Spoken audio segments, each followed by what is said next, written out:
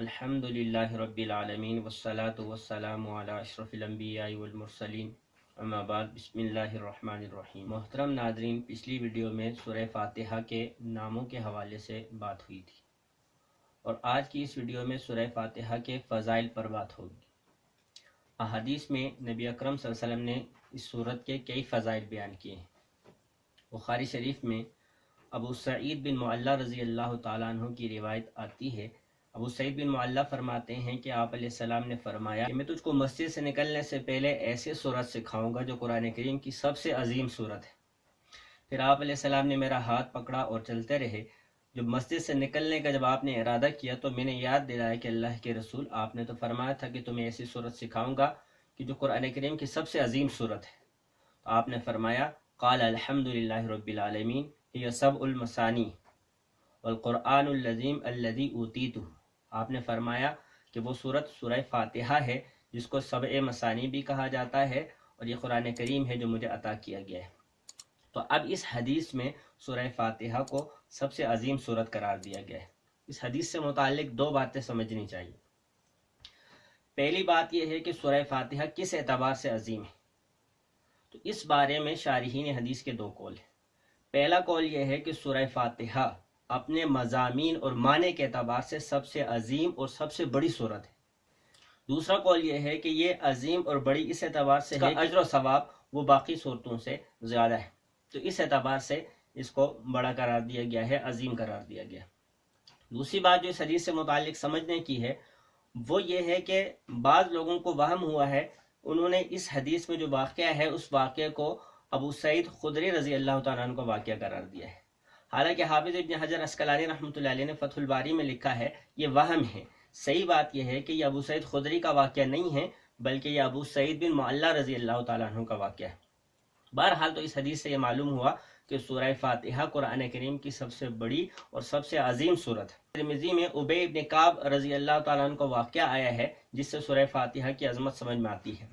ابی بن کعب رضی اللہ تعالیٰ عنہ فرماتے ہیں کہ آپ علیہ السلام نے مجھ سے فرمایا اتحب ان اعلمک سورۃ، کہ تو اس بات کو پسند کرتا ہے کہ میں تجھ کو ایسی سورت سکھاؤں لم ینزل فی التوراۃ ولا فی الانجیل ولا فی الزبور ولا فی الفرقان مثلھا، کہ جس کی مثل نہ تو تورات میں کوئی صورت اتری، نہ انجیل میں، نہ زبور میں، اور نہ ہی خود قرآن کریم میں اس جیسی کوئی صورت ہے۔ تو میں نے عرض کیا کہ جی ہاں ضرور سکھائیے۔ تو آپ نے پوچھا کہ کیف تقرؤ فی الصلاۃ، کہ نماز میں قرات کیسا کرتے ہو؟ تو ابی بن کعب رضی اللہ تعالیٰ عنہ نے سورہ فاتحہ پڑھی۔ آپ نے فرمایا کہ والذی نفسی بیدی، قسم ہے اس ذات کی جس کے قبضے میں میری جان ہے، ما انزلت فی التوراۃ ولا فی الانجیل ولا فی الزبور ولا فی الفرقان مثلھا، کہ نہ تو تورات، نہ انجیل، نہ زبور، نہ خود قرآن میں اس کی مثل کوئی صورت اتری ہے، کہ یہ اتنی عظیم اور اتنی اہم صورت ہے۔ اب سورہ فاتحہ کو یہ اہمیت، یہ مقام کیوں ملا؟ تو مسلم شریف کی عبداللہ ابن عباس رضی اللہ تعالیٰ عنہ کی روایت سے اس کی وجہ معلوم ہوتی ہے۔ مسلم میں عبداللہ ابن عباس کی روایت ہے، فرماتے ہیں کہ آپ علیہ السلام تشریف فرماتے اور آپ کے ساتھ جبریل علیہ السلام بھی تشریف رکھتے تھے۔ اتنے میں آسمان سے آواز آئی تو جبریل علیہ السلام نے نگاہ اٹھا کر دیکھا اور پھر عرض کیا کہ آسمان کا ایک آج ایسا دروازہ کھلا ہے اس سے پہلے کبھی نہیں کھلا، اور اس سے ایسا فرشتہ نیچے آ رہا ہے جو اس سے پہلے کبھی نہیں آیا تھا۔ بہرحال تو وہ فرشتہ آپ علیہ السلام کی مجلس میں آیا اور آپ علیہ السلام کو سلام عرض کیا اور پھر آپ کو خوشخبری دی، ابشر بنورین، کہ خوشخبری لے لیجئے دو نوروں کی، یؤتہما، جو آپ کو دیے گئے، لم یؤتہما نبی قبلک، آپ سے پہلے کسی نبی کو وہ نہیں دیے گئے۔ دو نوروں سے مراد فاتحۃ الکتاب، ایک تو سورہ فاتحہ ہے اور دوسرے خواتیم سورۃ البقرہ، سورہ بقرہ کی آخری آیات ہیں۔ ان کو نور سے تعبیر کیا گیا ہے۔ تو نور سے تعبیر کرنے کی وجہ کیا ہے، ان کو نور کیوں قرار دیا گیا ہے؟ تو مشکات کی جو شرح طیبی ہے، شرح طیبی کے اندر اس کی دو وجہ لکھی ہیں۔ یا تو اس وجہ سے نور قرار دیا گیا ہے کہ یہ بندے کے لیے روز محشر نور کا ذریعہ ہوں گی، روشنی کا ذریعہ ہوں گی، کہ جن کی روشنی میں بندہ مومن چلے گا۔ تو یہ چونکہ آخرت میں نور کا ذریعہ اور روشنی کا ذریعہ ہے، اس وجہ سے ان کو نور قرار دیا گیا ہے۔ یا اس وجہ سے قرار دیا گیا ہے دنیا میں چونکہ کفر اور شرک، اسی طرح گناہوں، بدعات کے اندھیرے، یہ دونوں ان جہالتوں کے اندھیروں سے نکالنے کا ذریعہ ہے، سورہ فاتحہ اور اسی طرح سورہ بقرہ کی آیات، اس وجہ سے ان کو نور قرار دیا گیا ہے۔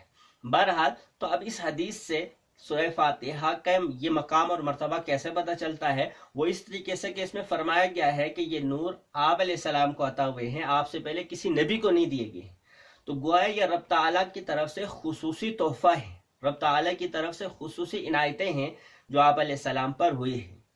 تو جب رب تعالیٰ کی طرف سے کے ساتھ یہ تحفہ ہے تو ظاہر ہے کہ اتنی عظیم ذات کی طرف سے جو اتنا خصوصی تحفہ ہو تو وہ کوئی ہلکے درجے کا تو ہو نہیں سکتا، وہ عظمت والا ہوگا۔ اسی وجہ سے آپ علیہ السلام کے لیے اس کو بچا رکھا گیا اور آپ علیہ السلام کو عطا کیا گیا۔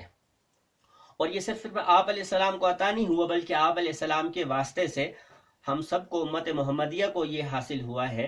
اور چنانچہ مسلم، ابو داؤد، ترمذی وغیرہ میں حدیث آتی ہے، ابو ہریرہ رضی اللہ تعالیٰ عنہ کی روایت ہے، ابو ہریرہ فرماتے ہیں کہ نبی علیہ السلام نے فرمایا کہ اللہ تعالیٰ یہ فرماتے ہیں، یعنی حدیث قدسی ہے، اللہ فرماتے ہیں قسمت الصلاۃ بینی و بین عبدی نصفین، کہ میں نے نماز کو اپنے اور بندے کے درمیان آدھا آدھا تقسیم کر دیا ہے۔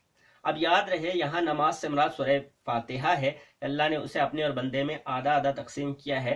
آدھے آدھے تقسیم کا کیا مطلب؟ حدیث میں اس کی وضاحت آئی ہے کہ جب بندہ مومن سورہ فاتحہ پڑھتا ہے اور یہ آیت پڑھتا ہے الحمدللہ رب العالمین، تو اللہ تعالیٰ اس کے جواب میں فرماتے ہیں حمدنی عبدی، کہ میرے بندے نے میری تعریف کی۔ اور جب بندہ پڑھتا ہے الرحمن الرحیم تو اللہ فرماتے ہیں اثنا علی عبدی، کہ میرے بندے نے میری ثنا بیان کی۔ اسی طرح جب بندہ پڑھتا ہے مالک یوم الدین تو اللہ فرماتے ہیں مجدنی عبدی، کہ میرے بندے نے میری بزرگی بیان کی ہے۔ اور جب پڑھتا ہے ایاک نعبد و ایاک نستعین تو اللہ تبارک و تعالیٰ فرماتے ہیں یہ میرے اور میرے بندے کے درمیان ہے، ولی عبدی ما سأل، اور میرے بندے کو وہ دیا جائے گا جس کا اس نے سوال کیا ہے۔ اور جب بندہ اہدنا الصراط المستقیم سے آخر تک پڑھتا ہے تو اللہ فرماتے ہیں ھذا لعبدی ولعبدی ما سأل، یہ میرے بندے کے لیے ہے اور میرے بندے کو وہ ملے گا جس کا اس نے سوال کیا ہے۔ یہ عظیم صورت جو اللہ تبارک و تعالی نے اپنے پیغمبر کے لیے رکھی اور آپ علیہ السلام کے واسطے سے ہمیں ملی ہے، اب ہمیں اس کی قدر کرنی چاہیے۔ اس کی قدر یہ ہے کہ درست تلفظ کے ساتھ اس کو پڑھنا سیکھنا چاہیے اور اس کے معنی کو سیکھ کر اس کے مطابق، اس کے تقاضوں کے مطابق زندگی گزارنی چاہیے۔ قرآن کریم کے باضابطہ ترجمے اور تفسیر کو ترتیب سے سیکھنے کے لیے ہمارے اس چینل تعلیم اسلام میڈیا کو سبسکرائب کر لیں۔ جو کچھ کہا سنا کہ اللہ اس پر عمل کی توفیق عطا فرمائے۔